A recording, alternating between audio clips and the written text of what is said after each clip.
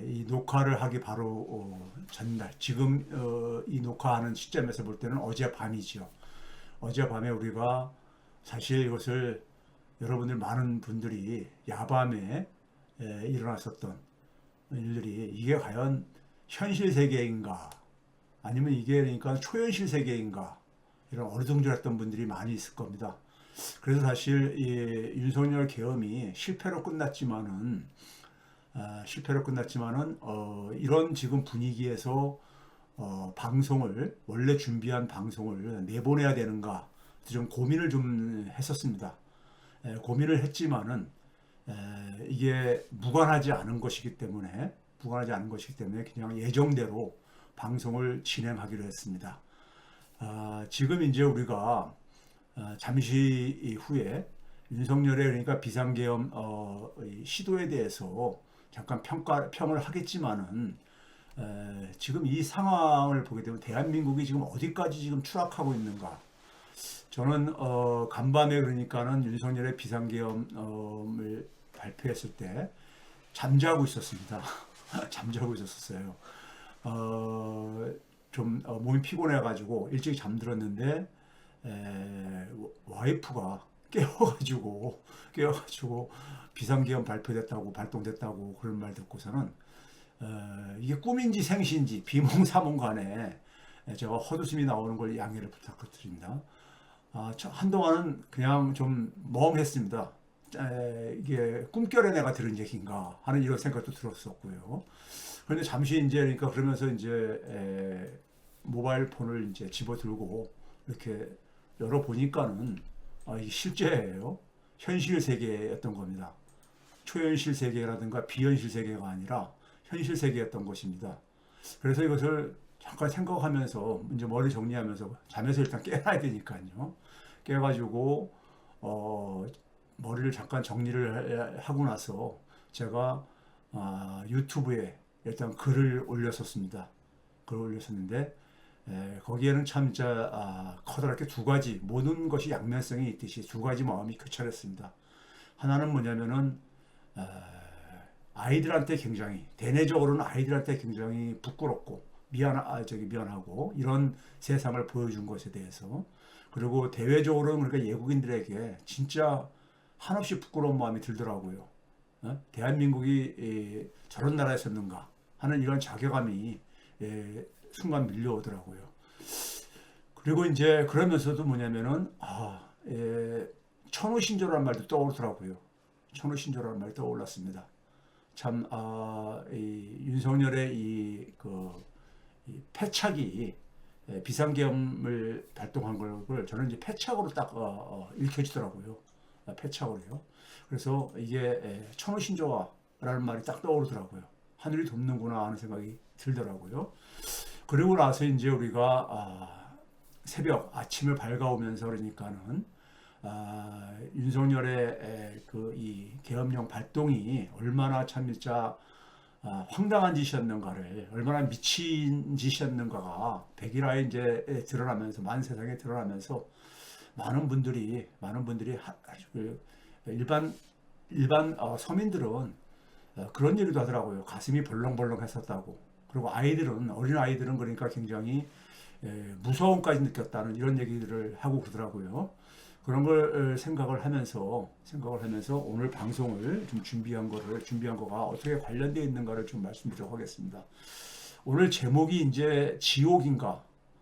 우리 경제가 얼마나 망가졌는가는 제가 이제 누차 이제 말씀드렸기 때문에 이걸 뭐 상징적으로 표현하기보다는 지금 우리 눈앞에 지금 그러니까 해일처럼 몰려오고 있는 겁니다. 해일처럼 몰려오고 있는 현실입니다. 이 지옥이라는 표현은요. 그래서 우리는 제가 늘 그렇죠. 낡은 집을 우리가 그동안 살아왔던 낡은 집을 이제는 낡은 집이 아주 무너지고 있다. 우리 눈앞에서 무너지고 있는 걸 우리는 지금 목도하고 있는 겁니다. 그래서 어차피 새 집을 지을 수밖에 없는 선택의 여지가 없습니다. 그걸 저희 이제 사회를 재구성해야 되는 이런 절박한 상황이 있다. 이 새 집을 지으면은 하나의 위기가 기회가 되는 거죠. 위기가 기회가 되는 것이고 또 그다음에 새 집은 그동안에 없었던 집을 지어야 되겠죠. 그동안에 없었던 집을요. 그렇다면은 하나의 이게 그러니까 세계의 사회 하나의 커다란 하나의 이게 그 시사하는 바도 클 거라고 생각합니다. 그래서 이제 대한민국의 생존 해법을 좀 이렇게 준비를 했어요. 원래 이제 이번 주말에 이제 내보내기 위해서요. 그러니까요. 12월 첫 주 방송으로. 근데 이제 상해 이제 그러니까 강연 때문에 녹화를 할 수밖에 없었지만 준비를 한 방송입니다. 준비를 한 방송인데 윤석열의 그러니까는 소위 미친 짓이 그러니까는 터진 겁니다. 간밤에 그러니까요. 오늘 제가 수요일 오전에 지금 녹화를 지금 하고 있는 상황이기 때문에요. 자, 그 밑에 이제 이런 얘기가 있죠. 경제는 상식의 세계다. 경제를 어려워하시는 분들이 많은데 제가 늘 얘기하죠. 그거는 전문가들의 책임이다. 경제는 상식의 세계에서 벗어나지 않는다. 그러면 상식이면은 모든 사람들이 이해를 할 수 있다는 얘기고요. 그 모든 사람들이 같이 공감을 할 수 있다는 것이잖아요. 그렇다면은 우리가 지금 그 경제를 그러니까 우리가 보통 사람들이 이해할 수 있는 수준의 내용을 봤을 때 지금 우리 앞에 지옥이 도래하고 있다. 우리 자녀들이 살아갈 세상에 지옥이 도래하고 있다. 이거를 그냥 방치한다면은 어떻게 되겠습니까? 그 사회는 희망이 없는 거죠. 지금 뭐냐면 상식을 외면하는 사회는 그러니까 사실 희망이 없는 거죠. 그리고 이 상식을 외면했을 경우에 우리 앞에 기다리고 있는 것은 뭐냐? 괴물들과 지옥일 겁니다. 숱한 괴물들이 그러니까 우리가 지금 우리 사회에도 지금 등장하고 있잖아요. 그래서 이런 이제 제목을 달았는데 이게 지금 그러니까 우리가 윤석열 정권의 그러니까 우리가 마지막을 보면서 우리가 마음속에 우리가 이 품어야 될 하나의 그러니까 출발점이라고 저는 생각을 합니다. 자, 그럼 시작하도록 하겠습니다. 저는 윤석열의 이제 이 선택을 보고서는 바로 떠오른 말이 자부월족이라는 표현이 있죠. 뭐 사자성어를 그러니까 현학적으로 표현해서 한 것이 아니라 우리 말에 그런 말이 있잖아요. 자기 도끼로 자기 발등을 찍는다. 부자가 이제 도끼 부자잖아요. 자부월족. 자기 발등을 찍었다. 이런 말을 우리가 흔히 하잖아요. 그걸 이제 그러니까 길게 쓰기보다도 그러니까 간단하게 표현하기 위해서 제가 윤석열의 자부월족 해가지고 게시판에다가 제가 글을 올렸었습니다.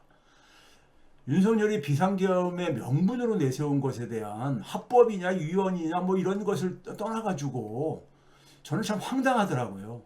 황당한 게 뭐냐면은 지금 국회는 그러니까는 야당이 지금 그러니까 다수당이잖아요. 다수당. 국회가 다수당인데 다수당이 그러니까 일종의 거야라고 우리가 표현할 수 있겠죠. 다수당이 그러니까는 정부가 하려고 하는 거를 일일이 그러니까는 딴지 걸고 해가지고 발목 잡고 해가지고 국정이 마비됐다 이거예요. 예? 이게 비상계엄의 명분으로 내세웠어요. 아니 도대체가 거야는 국민이 만들어준 거잖아요. 예? 지난번 4월 총선에서 국민이 만들어준 거고 거야인 쪽이 그러니까는 무슨 이번 처음입니까 이번이요? 예? 대한민국 정치사에서도 이게 처음 있는 일이냐고요. 해외에서는 이런 일이 그러니까 비일비재하잖아요. 그렇죠? 그럴 때 어떻게 합니까? 그럴 때 집권 여당하고 그러니까 야당이 그러니까는 서로가 협상을 하고 그 속에서 그러니까 우리가 소위 말해서 합의점을 도출해 가지고 정치를 해나가는 게 정치인들의 사명이잖아요. 근데 야당이 그러니까 발목 잡는다 이거예요. 그래서 국정이 마비됐다 이거예요. 아니 자기는 그러니까는 25번입니까? 예? 거부권을 행사한 게 야당이 요구하는 거는 국민들의 그러니까는 70% 가까운 국민들이 지지하는 것을 계속해서 거부하면서 자기는 그러니까는 야당의 주장을 부정해도 되고 야당은 그러니까 정부의 정책을 그러니까는 부정하면 안 된다는 이거 굉장히 뭡니까 이게 흑백 논리 아닙니까요? 아주 위험한. 예? 그래가지고 거야 때문에 거야를 그러니까는 명분을 내세운 거예요. 제가 볼 때는 이게 얼마나 황당합니까? 얼마나 황당해요. 이거는 기본적으로 그러니까는 법률적으로 그러니까는 이게 위법이냐 아니면 위헌이냐 이걸 떠나서 상식을 그러니까 사실은 벗어난 하나의 얘기로서 실패가 자명했던 거죠. 실패가 자명했던 거예요. 그리고 이들이 선택한 방식을 보게 되면은 윤석열을 가지고 우리가 흔히 이승만, 박정희, 전두환을 다 세 명을 합친 것을 닮았다 이렇게 하는데 그 이상을 보여주고 있다 그러는데 윤석열을 우리가 흔히 처음에 딱 우리가 첫 해를 딱 우리가 경험하면서 무슨 생각들을 많이 했습니까? 70년대, 80년대 윤석열이 79학번인가요? 뭐 아마 그 정도 되는 걸로 알고 있는데 그러니까 70년대 말과 80년대 초에 그 사실 대학 시절 때 본인이 그러니까 되게 20대 때 그러니까 가치관이 많이 형성되어지잖아요. 예? 그때의 그러니까는 이 사고 체계가 그대로 그러니까 멈춰 있는 이러한 사람들이란 얘기를 많이 했잖아요. 근데 이번에 그걸 보여준 거 아닙니까? 우리가 79년도에 비상계엄이 마지막으로 그러니까 우리가 이 군사정권에 의해서 발표가 된 이 일에 지금 그러니까 몇 년 만입니까? 45년 만에 지금 그러니까는 예? 대한민국이 45년 전으로 후퇴한 거 아닙니까? 반세기 전으로요. 예? 그러니까 이 사람들은 그러니까 반세기 전의 시대에서 그러니까 머물러 있는 사람들이에요. 시대 부적응자들인 거죠. 시대 부적응자. 국방부 장관이라는 김영현이라는 인물도 그렇고, 예? 그 사람도 마찬가지잖아요. 그 다음에 이상민이라는 소위 중앙고 인맥들, 소위 윤석열 정권의 그러니까는 핵심 그러니까 인사들이 이 사고가 이건 시대 부적응자들이잖아요. 시대 부적응자들이잖아요. 그래서 저는 여기서 참 이제 우리 아이들한테 굉장히 부끄러운 마음이 미안한 마음이 들었는데 아닌 게 다른 네티즌들의 반응이요. 나온 게 그냥 그들은 깊이 생각 안 하고도 자기들이 생각할 때는 이게 이해할 수 없는 일이 일어난 거예요. 그러니까 뭐냐면 반응이 미쳤네. 저는 이 말 세 글자가 딱 맞는 것 같아요. 미쳤네. 네?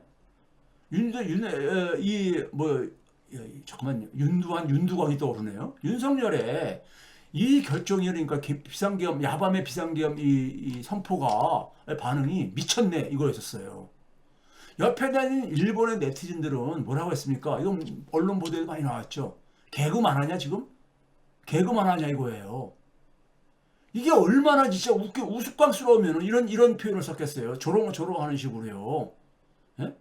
이 사람들이 얼마나 그러니까는 다른 시대에 살고 있는가. 우리가 가상 세계에 살고 있다. 이런 얘기를 하잖아요. 제가 그래서 아까 간밤에 초현실을 우리가 경험한 것 같다. 이런 얘기를 하는 이유가 바로 그겁니다. 많은 국민들이 어리둥절했을 거예요. 순간에는 뭐냐면은 사람들 좀 공포감도 밀려왔다 하더라고요.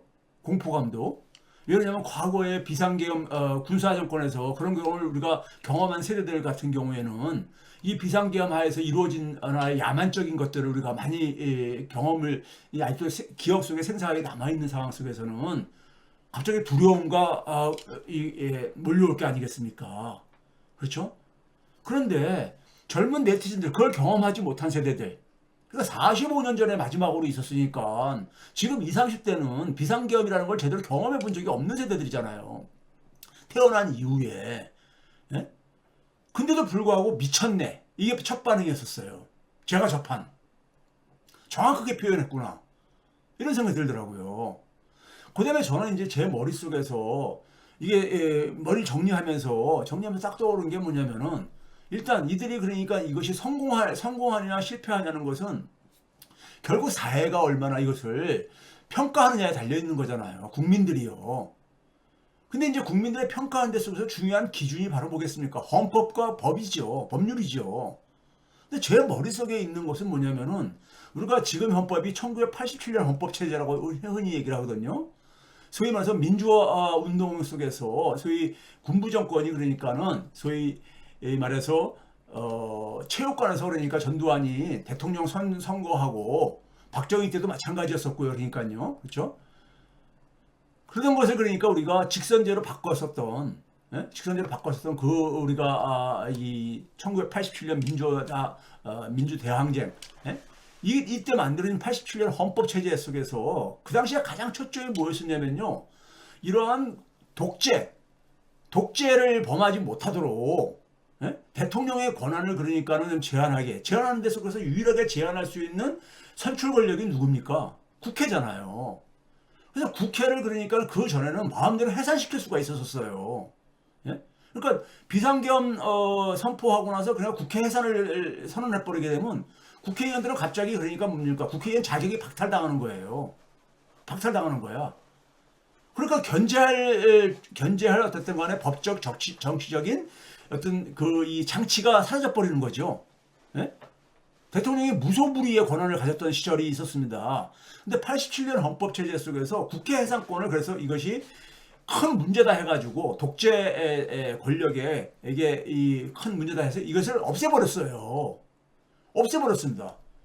그 국회를 해산하지 못한다면은 결국은 뭐냐면은 국회를 지금 지배하고 있는 것은 야당이잖아요. 그러면 지금 법률적으로 헌법에서 보게 되면은 국회가 그러니까 다수결로 절반 이상이 그러니까 우리가 300석이면 150명 이상이 그러니까는 반대를 하게 되면은 이 그 비상계엄을 해제를 해야 될 수밖에 없는 거란 말이에요. 이게 구조라고요. 구조. 법적인 제도적인 구조라고요. 근데 이거를 모를 리가 없을 거란 말이에요. 모를 리가 없는데 이걸 왜 이런 참자 황당한 짓을 미친 짓을 이렇게 선택을 했을까? 왜 이렇게 어리석은 짓을 선택을 했을까? 이 사람들은 뭐냐면 70년대 80년대처럼 군인들 동원을 해가지고 정치인들 다 그러니까는 저 잡아들이고 뭐 하면 되겠지 이런 생각을 한 거야. 김용현이라든가 이상민이라든가 이런 이 미친 인간들은 이런 생각을 한 거예요. 예? 이게 뭐냐면 이런 생각을 한 거는 뭐냐면 자기가 말을 하면은 다 밑에가 일사불란하게 움직이고 예? 시대가 변한 거에 대한 생각은 안 하고 제도가 변한 거에 대한 생각은 안 하고요. 그 기저에는 뭐가 깔려 있냐? 집권 세력이 초조한 거죠. 지금 대통령의 지지율이 20% 밑으로 떨어지고 경제가 완전히 그러니까 붕괴돼 가고 있고 이런 상황 속에서 이들은 그러니까 사면 초과에 놓여져 있는 거라고요. 사면 초과에 놓여져 있고 그러다 보니까 레임덕, 데드덕 이런 얘기가 나오는 상황 속에서 그냥 초조한 거죠. 초조한 거야. 그 자기들을 그러니까 이 견제하는 유일한 그러니까는 이 세력이 국민들에게 부여받은 권력이 바로 그러니까 국회인데 국회를 그러니까는 예? 손과 발목을 그러니까 다 묶어버리고 싶었던 거죠. 문제는 뭐냐면 제가 이걸 가지고 청신조라고 하는 표현이 떠올랐던 게 뭐냐면요.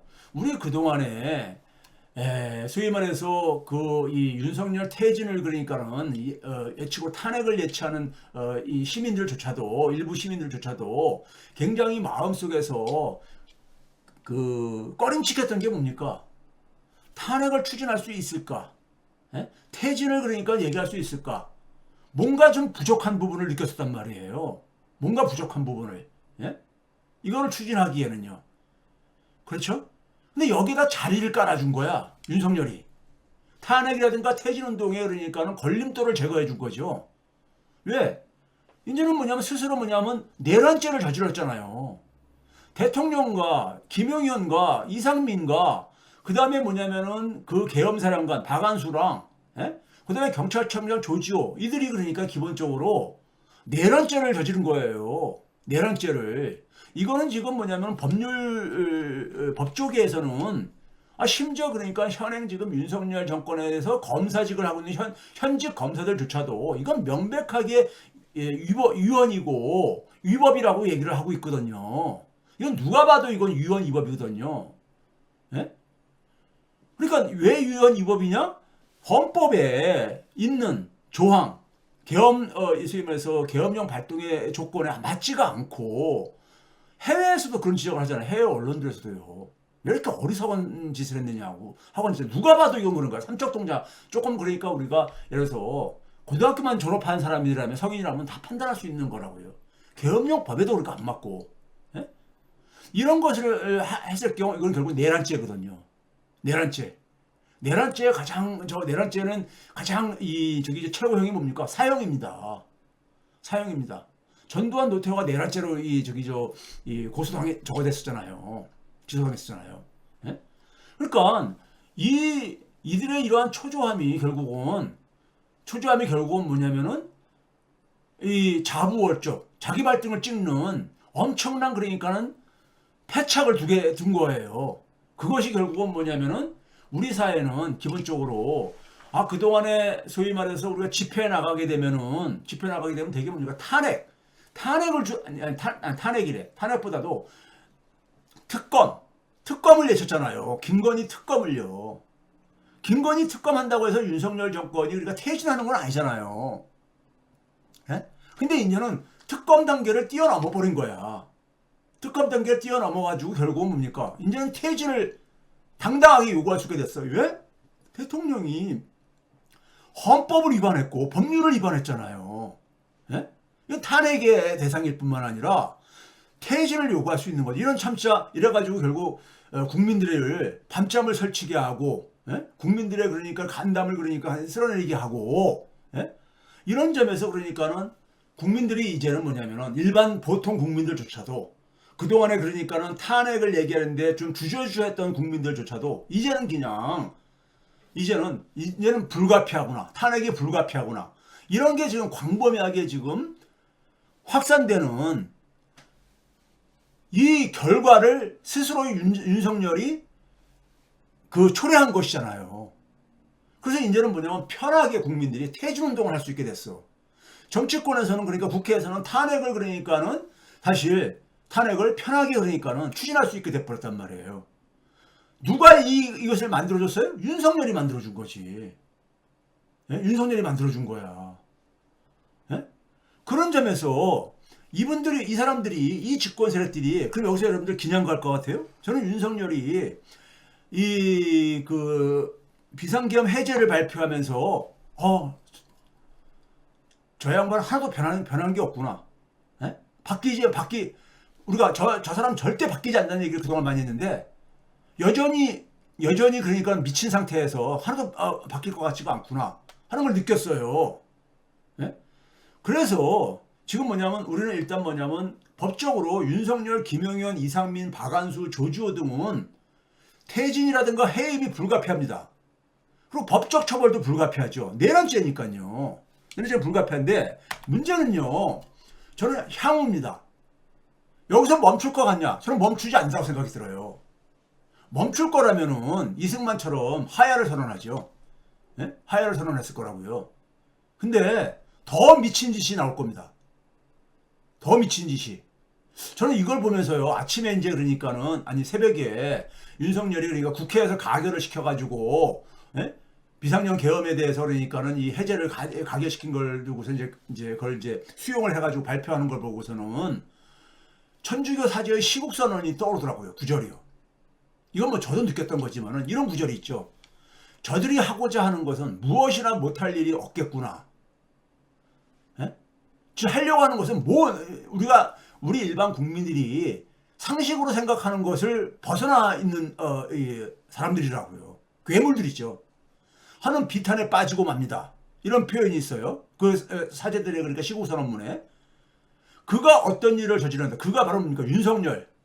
그리고 수족들이 있죠. 저지른다 해도 별로 놀라지 않을 지경이 되었습니다. 이런 표현이 있어요. 사제들의 시국선언에 한 1,500명 가까운 사제들이 시국선언을 했잖아요. 예? 그래 이거 여러분들 저는 그동안은 3년을 지켜보면서 이걸 느꼈던 사람인데 새벽에 그러니까는 비상계엄 해제를 발표하면서 간밤에 일어난 그러니까 미치광이 짓이 그 이상의 미치광이 짓이 나오겠구나. 그래서 국회의원분들 국회 떠나면 안 됩니다. 국회 떠나면 안 돼요. 예? 국회 지켜야 됩니다. 고생스러워도. 예? 왜 그러냐면은 국회의원들 그러니까는 못 들어가게 하려고 했던 거 아닙니까? 그래서 국회가 작동하지 않게 하려고. 그게 불법임에도 불구하고요. 예? 근데 또 잔머리 굴릴 겁니다. 그러니까 윤석열은 향후에도 저렇게 미친 짓을 하다가 저런 진짜 참 사람들이 볼 때는 참 모질이도 저런 모질이가 다 있는가 이런 표현을 쓰는 사람들이 있어요. 국민들 중에. 근데 모질이가 미치면은 여러분들 그건 누구도 말리기 힘들잖아요. 말을 안 들으니까. 예? 그럴 때 이런 미친 사람한테 몽둥이가 약이라는 이런 말이 우리 말에 있듯이 국민의 상상을 넘을 겁니다. 넘어서 어디까지 미친 모습을 보일 수 있는가를 보여줄 것이에요. 왜? 저들은 지금 테러를 그러니까 테러를 끊어놓고 지금 그러니까는 이 지금 자기들의 지금 목표를 달성하려고 지금 하고 있거든요. 네? 봐보세요. 윤석열 지지층들, 극우 진영들에서 대표적으로 황교안 같은 인물들이 뭐라고 합니까? 이 지지층들이 목소리를 뭐라 그래요? 대통령의 지금 이번에 비상계엄 선포를 방해한 세력들을 보니까 국회를 대표하는 국회의장 우원식, 그리고 심지어 여당의 당대표조차도 원내대표인 추경호는 윤석열을 지원해줬지만은, 예? 국힘당 의원들이 국회에 못 들어가도록 지원해줬지만은, 한동훈은 뭐냐면 미리 선언했잖아요. 이건 위법한 거고, 예? 같이 그러니까는 저기 비상계엄에 대해서, 예? 반대했잖아요. 그러니까 여당 대표조차도 이게 반대를 해가지고 방해를 했다 이거예요. 그러니까 얘를 체포하라 이거잖아요. 체포. 참 진짜. 예? 그러니까 그건 뭐냐면은 윤석열의 미치광이 짓을 지지하는 거야. 같이 미쳐 있으니까. 그러니까 윤석열을 지지하는 20, 30%는 거의 윤석열과 비슷하게 미치광이들이에요. 미치광이들인 거야. 예? 이걸 우리가 인정을 해야 돼요. 인정을 하고 이 문제를 그러니까 우리가 돌파해 나가야 되는 겁니다. 자, 이거는 그러니까 제가 상해 갔다 와서도 제가 계속 이제 얘기를 해 나가겠지만은, 그래서 여러분들 지금 이제 윤석열 정권은 사실상 그러니까 저는 끝났다고, 제가 게시판에다가 글을 바로 올렸듯이 윤석열이 스스로 자기 발등을 찍었으니까, 자기 도끼로 자기 발등을 찍었으니까 윤석열 정권은 스스로 무너지는 길을 선택한 거예요. 그러면은 결국은 뭐냐면은 새로운 나라 만들기는 불가피한 거잖아요. 새로운 나라 만들기는 불가피한 거잖아요. 새로운 나라를 만들려면요, 우리가 먼저 과거에 대한 성찰이 필요합니다. 성찰이 필요한 거예요. 그리고 어떻게 만들 것인가, 어떤 나라를 만들 것인가에 대해서, 예? 그 성찰에 기초해가지고 새로운 마음이 필요한 거죠. 자, 여러분들 수요일 기준으로 얘기하는 겁니다. 수요일 오전 열자마자 환율이 간밤이었었죠. 환율이 급등을 했잖아요.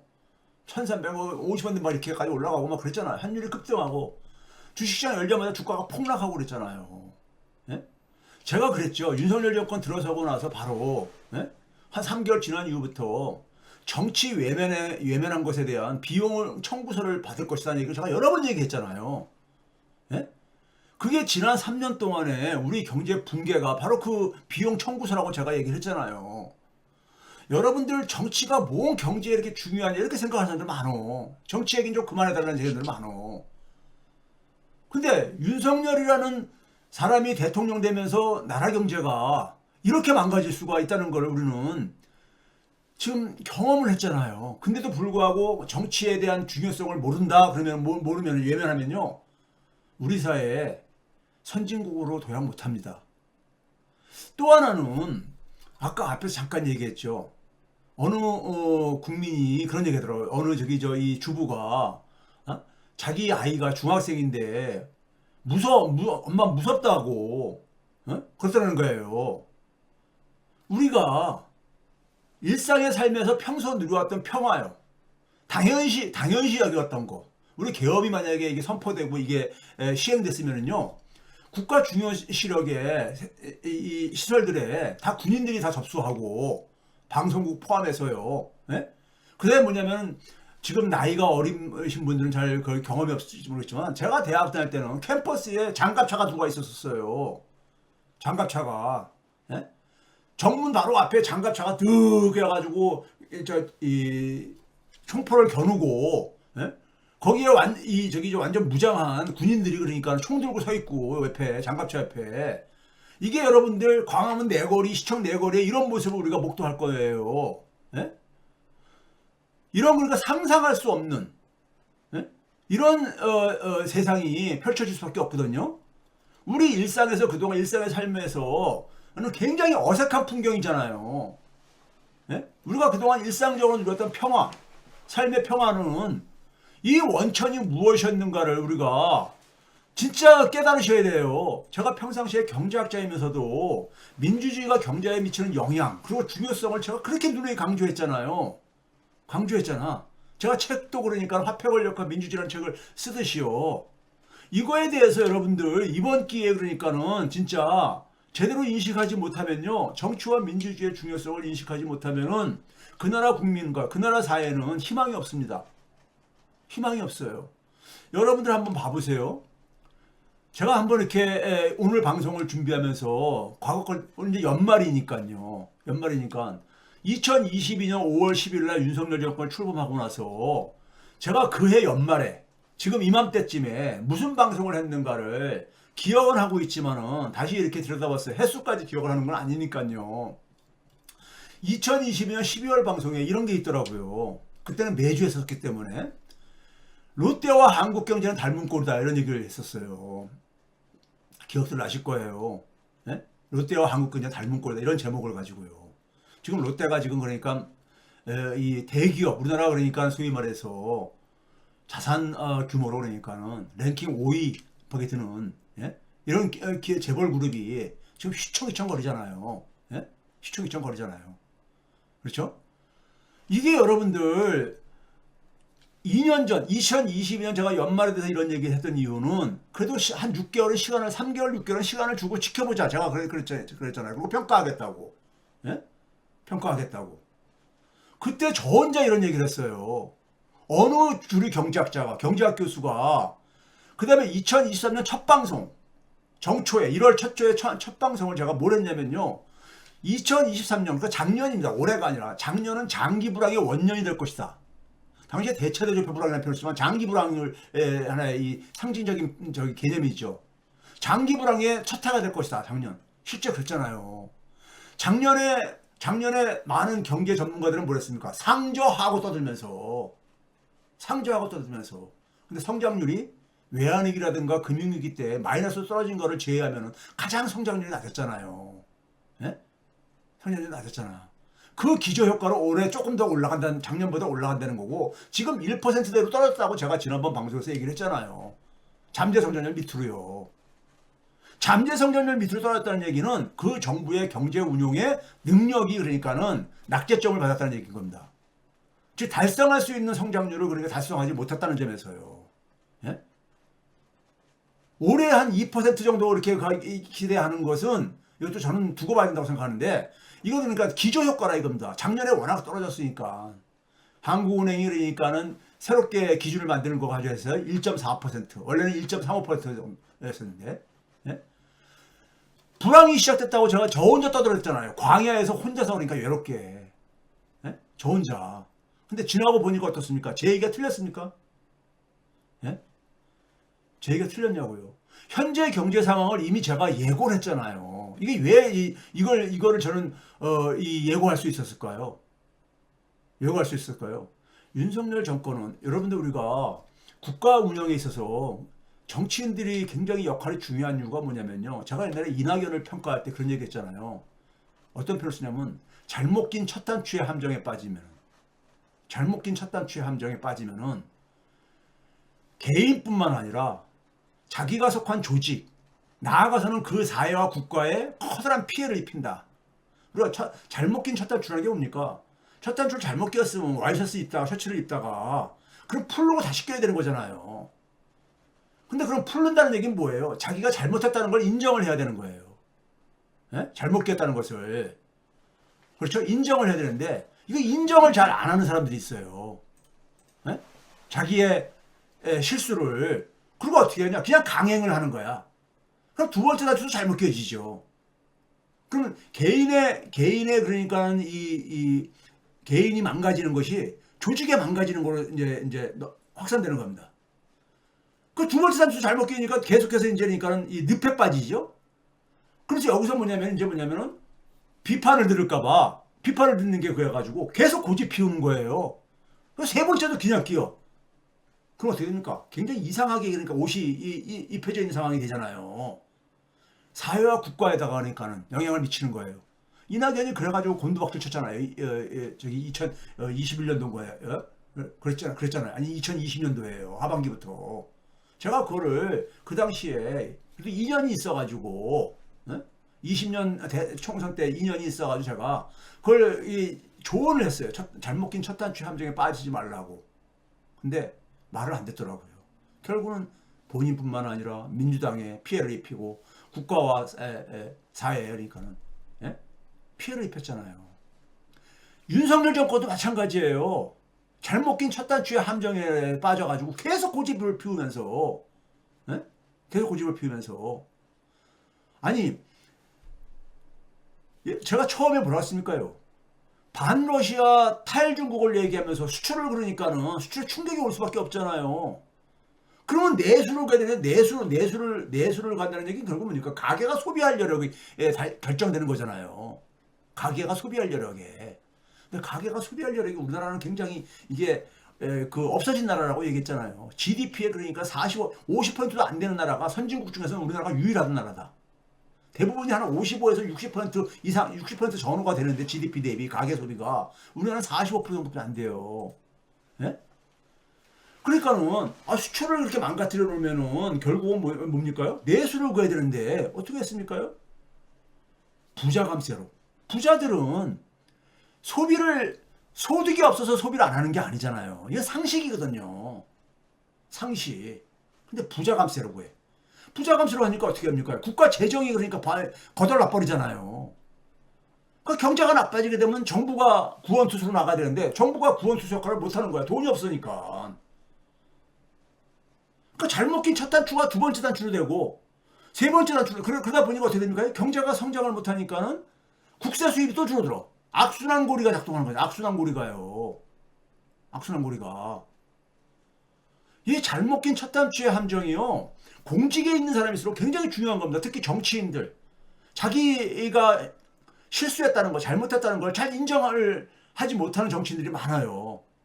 예? 근데 정치인이, 더구나 중요한 정치인이, 중요한 자리를 차지하고 있는 중요한 정치인이 그런 잘못 낀 첫 단추의 함정에 빠지면 있잖아요. 이게 나라 아작나는 거 순간입니다. 예? 이게 그러니까는 그걸 제가 딱 보고서는 야, 윤석열 정권에서 경제 붕괴돼 갔구나 하는 걸 제가 예측을 한 거예요. 제가 무슨 점쟁이도 아니고 경제학은 사회과학인데. 자, 이 정도 얘기하겠습니다.